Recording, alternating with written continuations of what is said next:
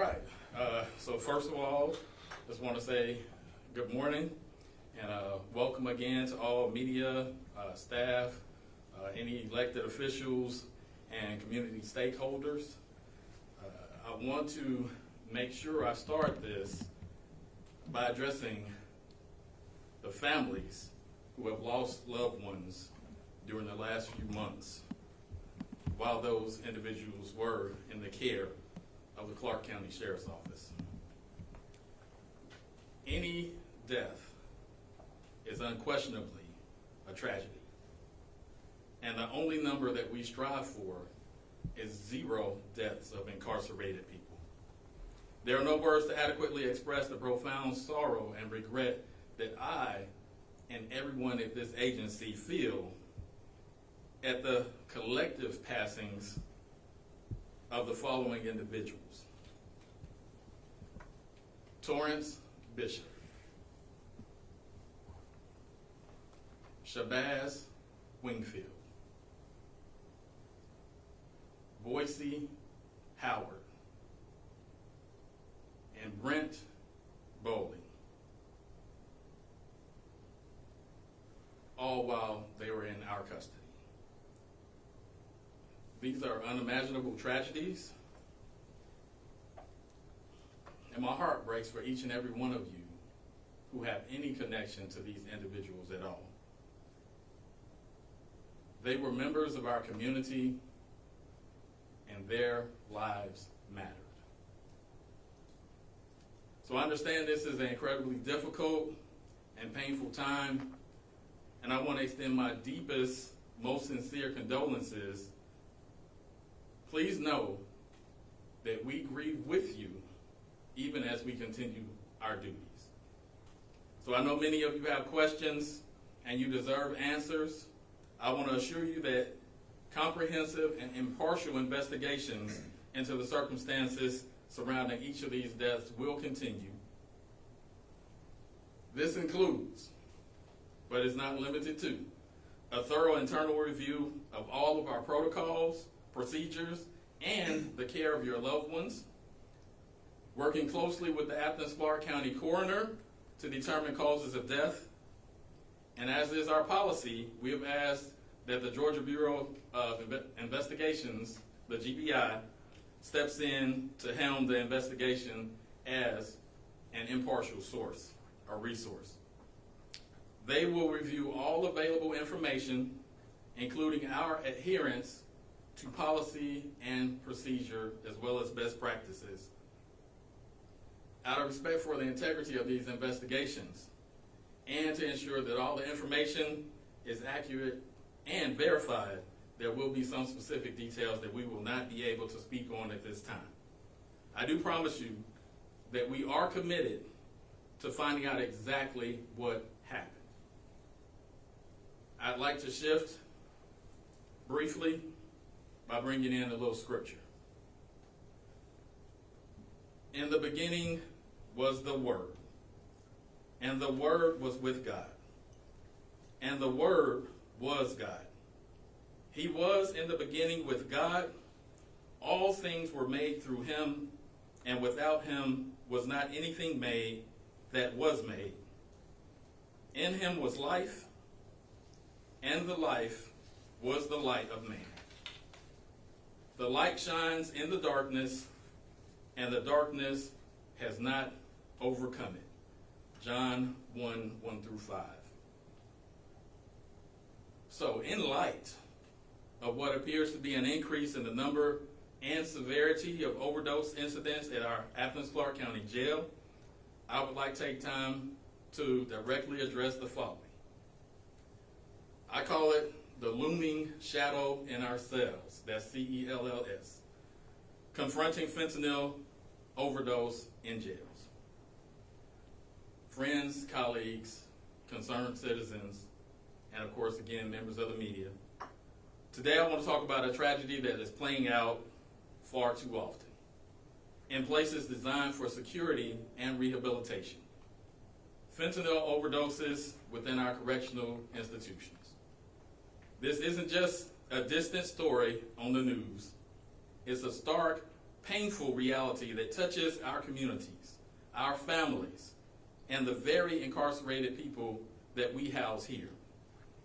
Imagine the scene. A locked cell, a sterile environment, yet somehow the deadliest drug of our time finds its way in. An incarcerated person, perhaps struggling with the demons of addiction long before ever walking through those gates,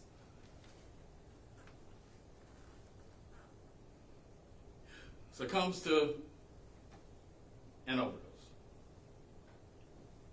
One moment they're breathing, and the next, they're gone. This isn't just a statistic, it's a human life. A person with a story, with family, with a potential future, extinguished by a microscopic amount of a powerful opioid. Fentanyl is a game changer in the overdose crisis. It is 50 to 100 times more potent than morphine. A dose small enough to fit on the tip of a pencil can be lethal, as illustrated in the slide you see on the screens. This is a new age type of threat. It is something far more insidious than drugs of the past. Often it is mixed into other drugs without the user's knowledge, turning every street drug into a potential death sentence. And when it enters our jails, the risk is amplified. Incarcerated people often enter withdrawal, making them more vulnerable to relapse and exposure, upon exposure. The illicit supply chains, while challenged by jail and other corrections workers, are incredibly resourceful. The environment, though controlled, can become a place of extreme danger. So what does this tragedy tell us? First, it screams at a harsh truth. Addiction does not disappear at the jailhouse door. It often intensifies. People enter our facilities with complex health needs, including substance abuse disorder, and we have a moral and practical obligation to address them. Second, it underscores the immense challenges faced by our jail staff. They are on the front lines, battling a relentless tide of illicit substances while also trying to maintain order, provide security, and offer pathways to rehabilitation. We must acknowledge their tireless efforts and ensure they have the training, tools, and support they need, including access to life-saving naloxone and OPV. Third, it forces us to confront our approach to addiction within the justice system. Are we simply warehousing individuals, or are we actively working to heal them? A jail sentence, however brief, can be a critical window of opportunity. It is a chance to intervene, to offer medication-assisted treatment, counseling, and connection to recovery resources that can save a life upon release. So when an incarcerated person dies from an overdose, it represents a profound failure of that opportunity. We must shift our perspective. This isn't just about punishment, it's about public safety in the broadest sense. Every overdose death, inside or outside our walls, signals a deeper societal wound. So, let's commit to strengthening interdiction efforts to keep drugs out, expanding access to evidence-based addiction treatment for incarcerated people, prioritizing the health and well-being of all individuals in our care, and supporting our officers with resources and training. that shadow of fentanyl. In our cells is a dark shadow, but it doesn't have to define us. By working together with compassion, courage, and a commitment to real solutions, we can bring light to this shadow, save lives, and truly make our communities safer. Next up will be Chief Jailer of the Athens-Clarke County Jail, Mr. Frank Woods.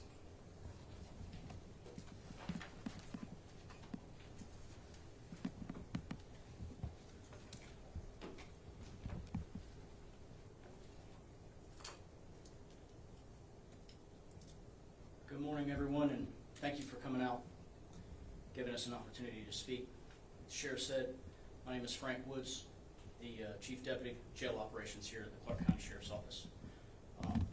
I often say that operating a jail is like managing a small town. We have to think about all the same issues we're facing in the broader community. Right now, one of the most significant problems impacting our community is addiction. It's a disease that has hit our county hard, and the jail is no different. One of our biggest concerns and highest priorities is safety. Addiction poses a great risk to the safety of the residents who are in our custody. I want to assure you that we are aware of the risks associated with addiction and that we are doing everything we can to mitigate those risks. I'd like to go over some of the ways that we do that. First, when an individual arrives at the jail, they've received an initial pat-down from the arresting officer. And then an additional, more in-depth pat-down is completed by jail staff. It's our first line of defense in discovering any contraband that may pose a threat. Next, a member of our medical team assesses any need for emergent medical care. If recommended, we transfer the individual to the hospital immediately. We then use an Intercept Tech 84 body scanner. It's capable of detecting both metal and non-metal contraband. If the person has drug-related charges or become a resident of the facility, meaning they're not likely to bond out, we complete a strip search and issue them a jail resident uniform. After this safety measure, the individual is held in an area of the jail where they're directly supervised while they complete the booking phase of their incarceration. During this time, they'll complete an initial health screening with a qualified medical professional. They'll be assessed for a multitude of things, including any chronic care needs, both physical and psychological.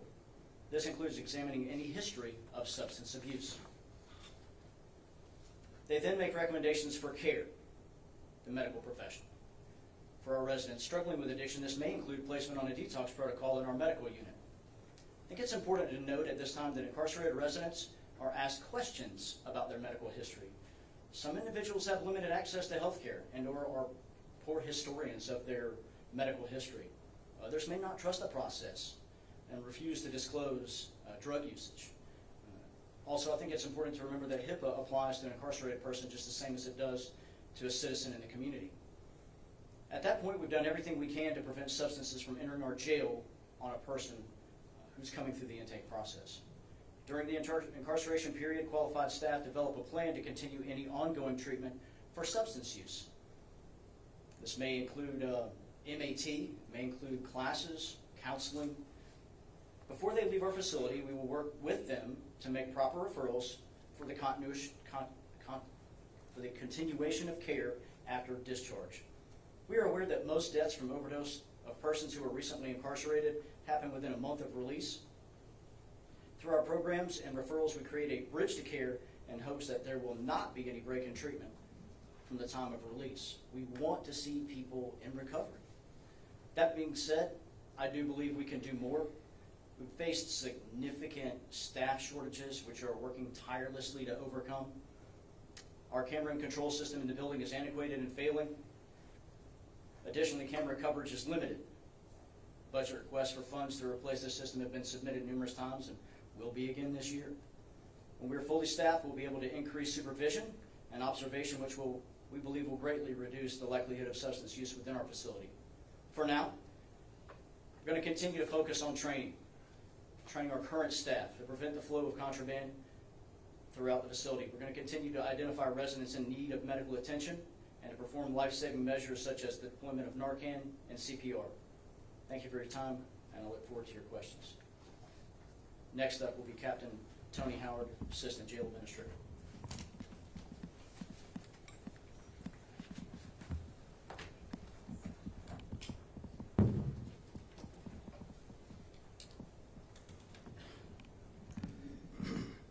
Good afternoon.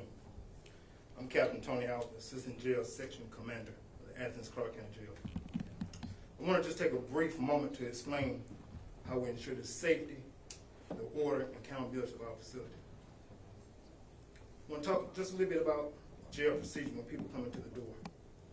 Upon arrival, all individuals are searched, screened by medical staff, and classification. They're then set up for bond hearing. Everyone's housed in the classification unit. They're ready to be housed in their respective units. At the beginning of each shift, head count roll call is started to make sure everyone is present and safe. A deal within the jail check, not to exceed every 40 minutes in lockdown. Every 15 minutes in observation unit, and almost constantly in open unit. I want to keep in mind that everybody think about what the sheriff just said about fentanyl. Fentanyl is our enemy. This is something that we are battling. Not sure if you all believe God and the devil, good and bad, but this is our enemy. Fentanyl is here to kill, steal, and destroy. Not just the people on the streets, the people in this jail. Purpose of jail check. Our jail checks are not just routine. They're critical, very critical. Jail checks prevent suicide and self-harm, detect and remove contrabands, respond quickly to medical situations, maintain order and security, prevent escapes, prevent gambling. Our medical staff makes their route rounds through every unit twice a day, check on individuals and distribute medication. Medical lists are generated every day to ensure that everyone sees a medical provider, mental health and dental. Those needing appointments outside the facility are transported on the day to their appointment. Individuals needed for court or transportation to rehab or prison are taken by the transportation team. We house people not because we want to, but because it's mandated by law. We don't want any more people here than there has to be. With all that being said, we're changing shift in jail operations. We're scaling back from 8 to 8 to 6 to 6 daily operation for the shifts. And that is aiding inmates in their medication. Professional visits can start more on time, 8 o'clock. No more rushing for bond hearing, helping with the weekend meals, and supporting the court and the jail staff. Training can start on a more appropriate hour from 8:30 to 8 o'clock. That's all I have for you right now. At this time, I'm turning to medical.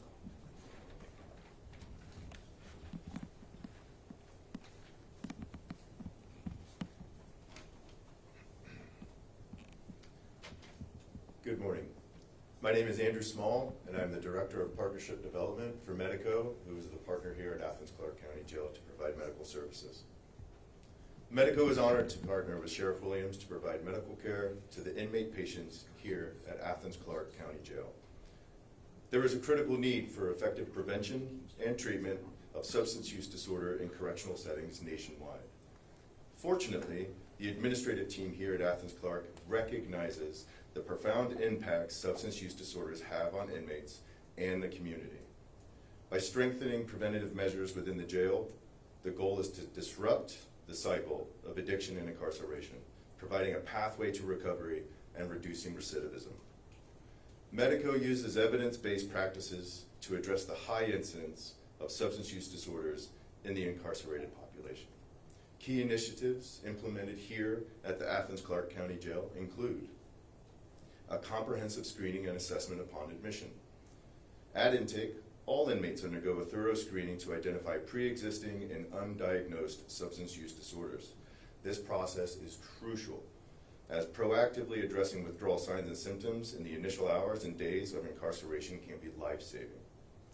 Medication-assisted treatment, also known as MAT. Athens-Clarke is committed to medications for opioid use disorder. Fewer than half the jails nationwide offer these programs, but Athens-Clarke is one that does. Medical literature supports the MAT program successfully treat substance use disorder. Increased availability of naloxone. Athens-Clarke has increased the availability of naloxone, an opioid overdose reversal medication. Medical providers provide regular and continuing education to the use of naloxone for suspected overdoses. By investing in treatment and recovery, Athens-Clarke is investing in a safer and healthier community for inmates and staff. It is dedicated to fostering an environment that supports healing and reduces recidivism. Medico is proud of its partnership with Athens-Clarke and reaffirms its dedication to the health of all of its inmates. Thank you.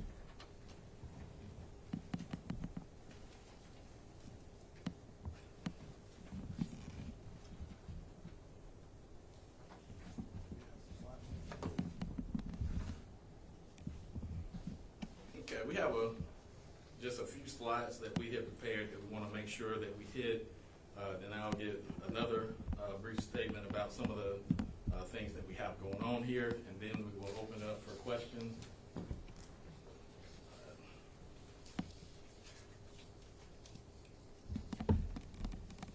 So this one is an example of a scan from our Tech 84. So the body scanner image, this is what we get when we're checking to see if somebody might be trying to smuggle something into the jail. Just for a moment, just kind of look and see if you notice anything that would be of concern.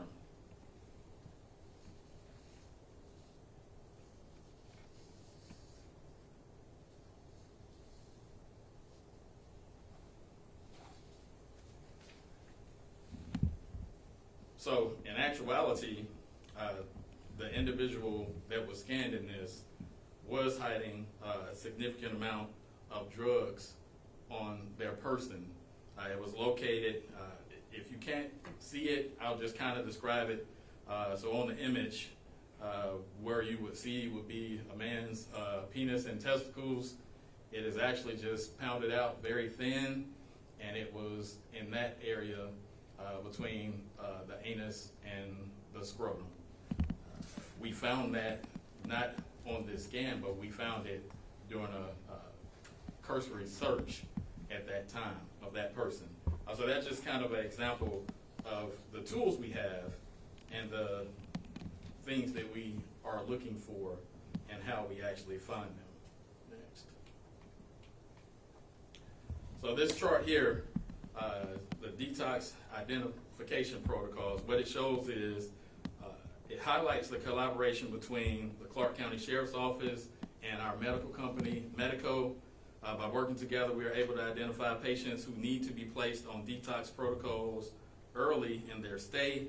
This proactive approach allows us to provide better care for this population while minimizing those incidents. So you'll see the numbers, what opioid or benzo or alcohol are involved during that time frame, and this will be available to you in those media packets as well.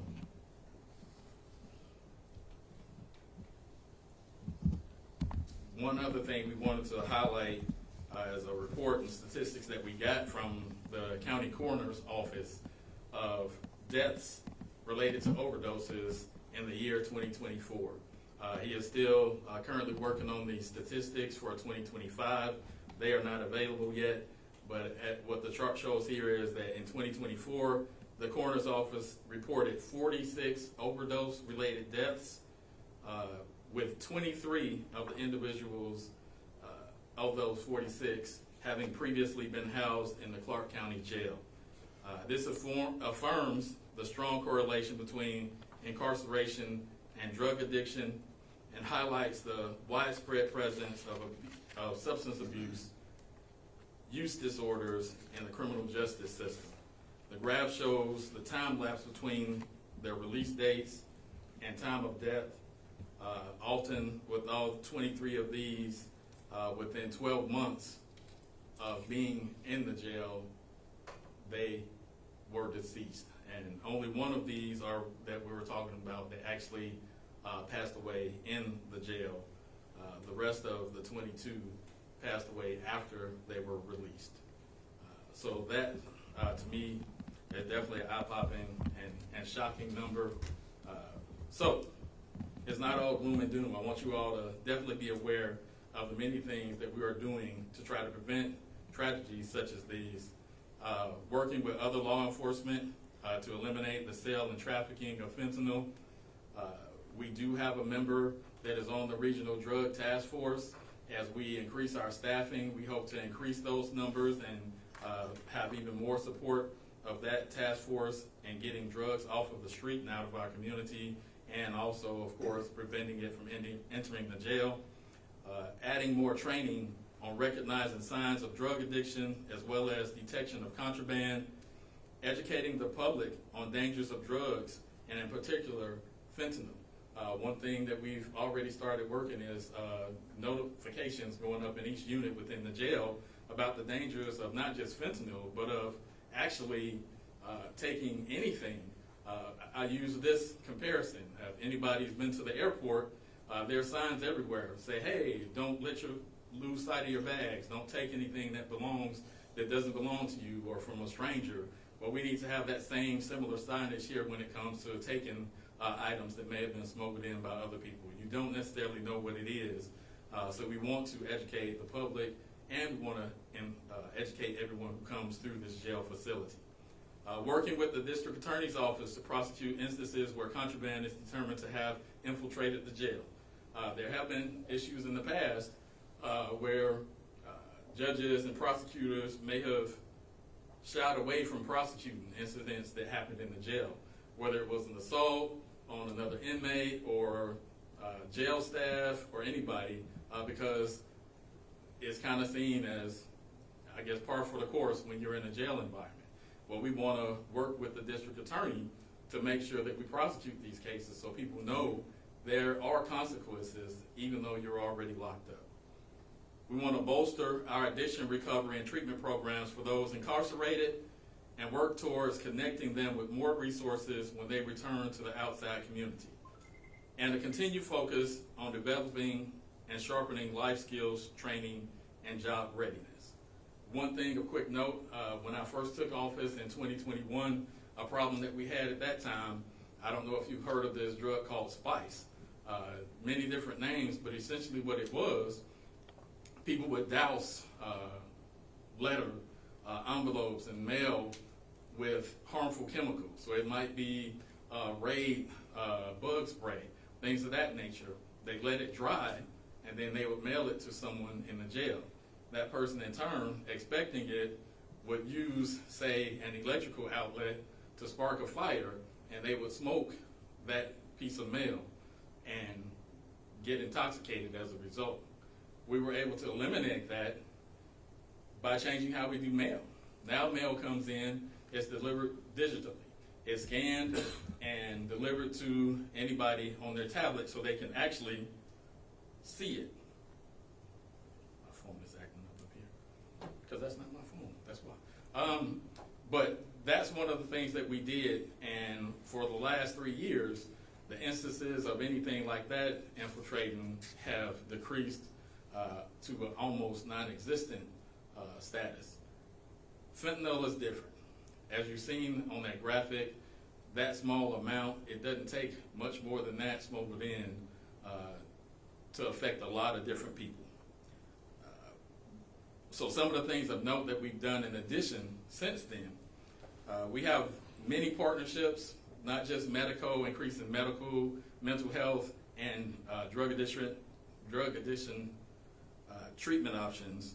We have partnerships with community leaders, and I was reminded earlier by Shane Sims of one such thing. We've partnered with PLR, and they applied for a $350,000 grant because while we do have a reentry program that we've started in 2022, due to staffing and other considerations, we hadn't really had the support to be able to reach people when they got released from jail custody. In partnering with PLR, that grant was able to provide services beyond when people are released. And that's very key to, I guess, just making things better in the community as a whole. The programs that we have at the jail are all focused to build people up. Whether it's our reentry success program, if you haven't seen that, I won't go on and on because we've had recent coverage in the AJC and other places. You can follow us on Facebook and social media. We definitely try to highlight all the programs that we have that benefit people. But the message in that is just teaching people how to be good members of society, how to learn, how to grow, how to choose their principles over just what their passions are and make mistakes. Although people do make mistakes, there are ways to bounce back from them. So those are some of the things that we try to teach. We have a CHAMPS program, so we try to address it in the schools. Fifth graders, they learn about just basic life skills, including the dangers of drug use. Those are the things that we're going out to the schools to teach. Our many programs that we have, back to school events, we're always reaching out to the community to try to educate and uplift and provide other opportunities, because sometimes people just need this little thing called hope in order to turn their lives around and do things better. Number one dads is another one I just want to make sure we remember. Having men in jail talk about just the process and the importance of being fathers and being present in your child's life is often a key relevant revelation when people just turn around and they realize some of the mistakes they've made in fatherhood and parenting. And we promote all those things, and we have several other programs that we have, but I want to definitely be respectful of your time, and we want to go ahead and open up for any questions that you may have. I got two fingers up, that means 1, Tim. We'll go here first. Yeah, hey, Sheriff. Just to confirm, do you believe these 4 deaths, the recent deaths, are all fentanyl-related overdoses? Okay. So unfortunately, I can't speak to that directly. We have had more instances, and we do believe that we have identified the most recent source for where that fentanyl was coming in. We do have information that some, but not all, of 4 of these deaths may have, I guess the top screens, may have involved some drugs. And likely fentanyl. Yes, that is the belief that there was fentanyl present in at least 2 of these cases. And possibly the other 2. Possibly. And the last man, Mr. Bowling, Mm-hmm. what was his date of death? Was he one of the inmates that was taken to the hospital on the 9th? Thank you for asking. I should have got to that earlier. So Mr. Bowling's case, this was actually brought to our attention on Thursday morning of this last week. Mr. Bowling, during what I think Captain Howard and the chief spoke about, when we do in the morning is pill calls. Medical comes around, they distribute medication that has been prescribed, and they check on people. Mr. Bowling was in his cell, and he said he had a medical concern. I can't go into complete detail, but he said he had concerns. He wasn't feeling well. The nurse began attending to him. During that course of that, his symptoms worsened. We immediately got him to the hospital, and I'm got to walk a fine line with what I can say, but ultimately the decision was made that he was not going to make it. He was actually already released to the family. It's one of the things that we do just in being good stewards. If somebody is in a severe situation like that and we're not able to provide the medical care on site, we speak with the judges and the prosecutors and say, okay, is this somebody that we're going to keep in the jail, or are we going to let them be tended to the best possible at the hospital? So at that point, the last I know, he was still being kept on life support. But since the last report was withdrawn, he's deceased now. So that's one of the things. I'm not a medical professional. I'm told that for some reasons they were keeping him alive.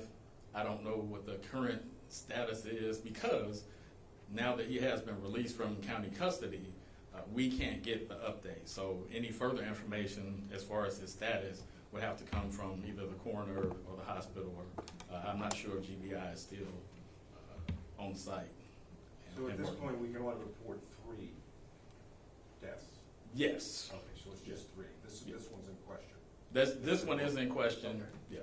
Yeah. But the families in all matters, they've been spoken to and they're up to date. But yes, this most recent one, we don't have all the answers either. Okay, thank you, sir. Sheriff, you had said that you had, kind of pinpointed this recent fentanyl coming into the jail. Can you elaborate on that at all? Do you believe it's one person? Do you believe it's an organized group? So what I can assure you is we have no evidence to show that it's anything that's internal. We do believe that this was a situation where the fentanyl was smuggled into the jail by someone who had been arrested, and in turn was distributed for money. It was purchased by the individuals. And again, we're talking about the 3 deaths because that's critical, and that absolutely should be paramount. But we also last week had 2 other overdose incidents, and that's why this is definitely coming to light now. And do you believe that was done in April, earlier in the year? Because I'm just seeing April was the first step that we have listed here. So those are so that would have been a separate incident. The last week we've had, I think, a total of 4 possible overdose incidents. 2 of those were revived and taken to the hospital to be checked out, and I think they are back in the facility now. And Tim. Sheriff, what is your message to the county commission and to the state legislature? I mean, one word would be money, but elaborate on that. So, and again, I don't necessarily even say it as money. I think definitely resources, but I think also understanding. I think we need to get out in front of. I'm a big proponent of education. I think a lot of people don't really understand the severity of this particular drug and how little of it has to be present to be a danger. If somebody put this down on the table, you could touch it, not even know that you were exposed to it, and you could die. And until the blood results come in, nobody would know. So I think that education is the key piece. I think that, the county commission has heard our cries. They're trying to help us get our staffing up, but there's other things that we do need as well. So the camera system, our contract with our medical service provider, we just need, we're always going to need more. This is not something that's going to go away. And I guess the unfortunate message that I have to deliver right now is we have to understand that we're never going to be able to 100% eliminate contraband from entering the jail, especially something in the form of fentanyl. People can smuggle it in a belly button, in between your fingers. People are very creative when it comes to these things. So just understanding the seriousness of the problem and trying to get us the resources that we can. I know it's kind of a long answer, but it's what we got. We have to understand we can't eliminate it, but the goal still has to be just that, to eliminate it. I have one hand in the back. Ms. Klein? Can you comment on the GBI investigation that was reported on in 2022 about there being concerns that staff were bringing fentanyl into the jail? If that investigation was completed or if it remains ongoing? We don't have any ongoing investigations into any matters like that. We've found no evidence of any staff bringing in drugs to the facility. Is that report of that GBI investigation available? I don't. That will be something you'd have to ask the GBI. Okay, ma'am, in front. Are you saying that all the guys passed up fentanyl? No, ma'am, I'm not. I'm saying that at least 2 of them, fentanyl is believed to be a factor, and we just thought that there was enough that we needed to address the situation as a whole. I would absolutely not say with any definity before those reports come back what those causes of death were on those people. How serious do y'all take people who have mental health? We And how fast do they take the emergency when they're crying out for help? How fast do they take it serious? So just trying to, I guess, trying to understand the question. We take mental health very seriously. This is why we increased our medical staff and our contract. So we actually have on-site mental health professionals and counselors here consistently. So any cry for help is seen to immediately. Now, there's a big jail. Sometimes we gotta take time to get there, but I don't know that we can take it more seriously than we already do. Mr. Hardy, hold on, we got one in the back. Hey, Sheriff, how close to 100% is the jail staff, and what are your biggest challenges for retention and adding staff? So our jail is currently, as the sheriff's office, we're a little over 40 officers short. In the jail staff, our numbers, we should have about 20 people per shift, and we're averaging 10 to 12. So just with that percentage, it's very low. So where we should have 2 people in each unit, there are times where we only have 1, or we have to have 1 that's checking multiple units right now. With the recent increase to salary to be on parity with other law enforcement agencies within the county, we have I guess, a recruiting strategy that we're amping up because that's just taking place now, and we will be recruiting. There's all types of factors that go into that. Right now we have a $10,000 sign-in bonus, so this wasn't meant to be a recruiting event, but if you're listening or if you know somebody, $10,000 sign-in bonus, it's a good career, it's a stable career, so it's just about getting the bodies and the qualified candidates in the door now, I think. And Mr. Hardy. Yes, sir. So this seems to be a growing problem, not just at a local level, but statewide. I see a lot of research going out with it coming into federal prison, it's coming into state prison, and it's coming into jail all over the United States. Yes, what would the sheriff department need to make it more secure here? Besides the staffing part, do y'all need anything to make it more secure here? So I think we can always upgrade the facilities. What Chief Wood spoke to, upgrading the camera system, getting the sliding doors to better operation. And of course, you know, it is going to be as far as like staffing. We have more eyes and more hands on, so we don't take extra time getting the people that might be in need of help, then that's always going to help that situation. Really, aside from that, it's just time and it's following best practices, and we need to keep growing these partnerships. We need to know that the community plays a part in it as well. So that education piece, we want to get that out and make sure that people have the facts and they don't just go what they see on social media or on a Google search. There are things that you got to look a little bit deeper in order to find the true meaning behind the situations. Commissioner. First of all, I'm here as a commissioner, but a concerned citizen. I do want to publicly show my support, and I believe with the rest of my colleagues. And I guess my question, it's not even a question, and I think Mr. Hardy kind of alluded to it. You've had a very difficult time just making ends meet all Yes, the time. And I guess I do appreciate the fact you're talking about education.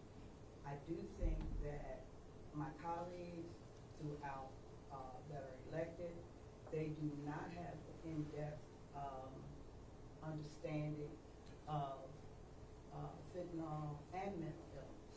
So I guess my thought would be, as a commissioner, how can I help you help the Sheriff's Department educate my colleagues? Is there a work session that we need to do? Is there reaching out to PLR to educate more? because it's not going to go away because of the sheriff's office. So what as and if it is funding, if it is becomes to a funding issue, but how can I as a commissioner support you more publicly to get to the crux of the problem? So it's all those things, ma'am. Just honest, when we put them all together, that's why I talk about community partnerships all the time. There isn't one person that's going to fix this. There isn't one organization that's going to fix this, be it substance abuse or mental health issues. We need to work collectively, but we can't. I guess what I say is we got to get out of this situation where everybody is siloed and they feel like, oh, this is my thing. I'm going to do this, and nobody else has a say. They can't come in. We have to be at a point where we're willing to look at resources that other people have and pool them together. That's what we do with our reentry program. We try to find these resources so that not only while people are incarcerated, when they get out, they're actually linked to mental health services, to services like PLR, to services to help find housing, even if it's temporary. Affordable housing is a real concern, and we see it all the time. And so I guess my ask for the commission would be, hey, come out here more. See what we're seeing. We've opened up the Sheriff's Academy. We didn't have enough interest to put it on this last go-round. We need to have a few people that come in, and you come in, you learn about everything that goes on in the office of the sheriff, everything that goes on in the jail. You get to take tours, and you get to see firsthand, so there's no assumptions made. There's no guesswork. You actually get to see what is actually happening on an average day and what we deal with each and every day. So I think we definitely welcome the commission to come out. We've welcomed the Peace Corps to come out. We've had a few takers, but we need more, and we need civilians, the citizens, to come. If you want to be educated, you want to know what's going on, come sit. This classroom right here, we open up to the public, and we're going to be opening up for other trainings that we do, not just for the Sheriff's Training Academy, but for if we're doing use of force training, if we're doing a safety workshop, if we're doing something for women's self-defense. All those things are taught right here in this area, and that's part of the reason I wanted to make sure we had this press conference here. We have the room, we have the capability, we have state certified post instructors who teach law enforcement classes that are certified, myself included. So all those things are available.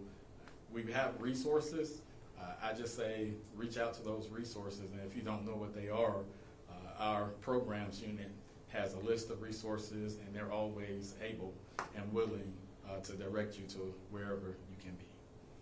But great questions. Anybody else?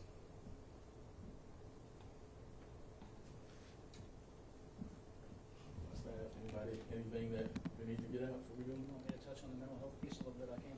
Yeah, you can. Step on up. Ma'am, with regard to your mental health question, I'll talk about it from two different sides. So when we got the new medical contract, the commission granted us the money to get it. We're thankful several years ago. So expanded the staffing so that we have 2 master's level clinicians, which are therapists. They do talk therapy. We also have a bachelor's level clinician that does cares, discharge planning, things like that. A psychiatrist, and then a mid-level PA or NP? NP. So what happens is they work together. We'll talk about mental health, mental illness. Mental health, mental illness. So we have a person who's looking at a 30 years. Maybe their attorney gave them bad news. Maybe they found out they're losing custody of their children. They can talk to one of those talk therapy counselors, mental health clinicians, about how to work through that, also about getting resources. Or maybe we have somebody who's homeless that's going to be getting out. They can talk to them about, I'm going to be out in a month, I have nowhere to go, I don't know what to do. That's part of it. For persons who are SPMI, significantly mentally ill, we have weekly meetings, and those therapists also work with those individuals who are unable to advocate for themselves. And unfortunately, that's across the state. You see that's a large population in jails. And so what they do is they look at the person's, what's going on with that individual. Are they not eating? Are they not coming out of the cell? What can we do differently?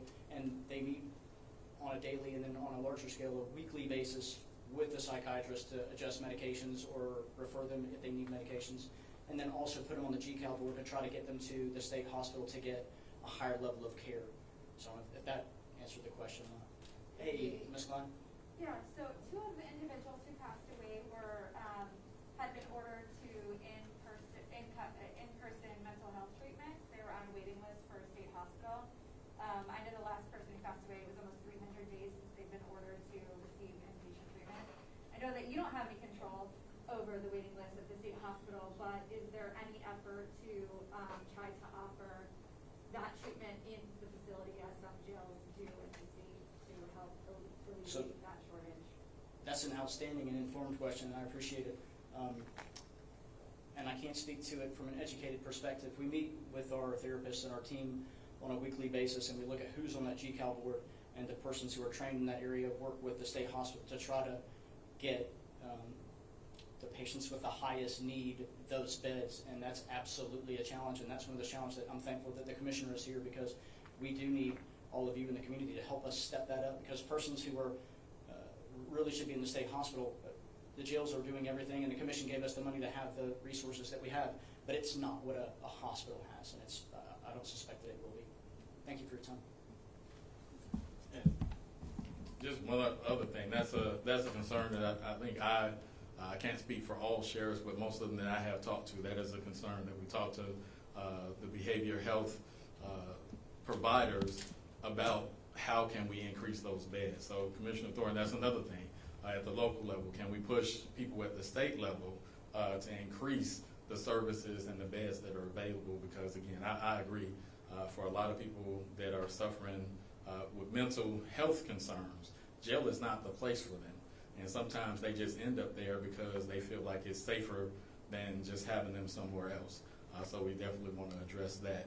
One more thing about the drugs, and I'll hit you last, Shane. I do want to point out that we do have a position at the jail that is largely focused on preventing contraband and gang activity and all these other situations that can happen at a jail or prison. We have Sergeant Darius Binion, who was here. He heads that unit. We're trying to build that unit up so that we have more people that are focused on this. So he gathers intel. He stays on top of the trends, how people are getting things in, what the drug use is, where it's coming from. So we do have somebody that is tasked with that consistently and daily. I just wanted to make sure you all were aware on that. I'm sorry, Darius, I saw you over there the whole time, but I guess I was just a little nervous.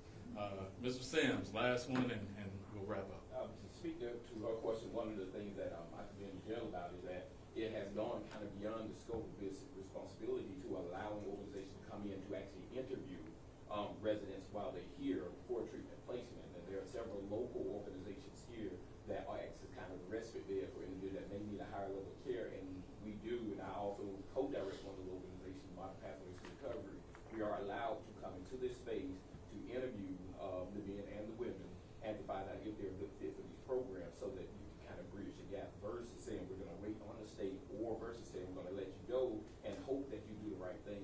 That is something that the county jail does through its REX program, through its programs department. All right, so at this time, I'll go ahead and thank you all for coming out.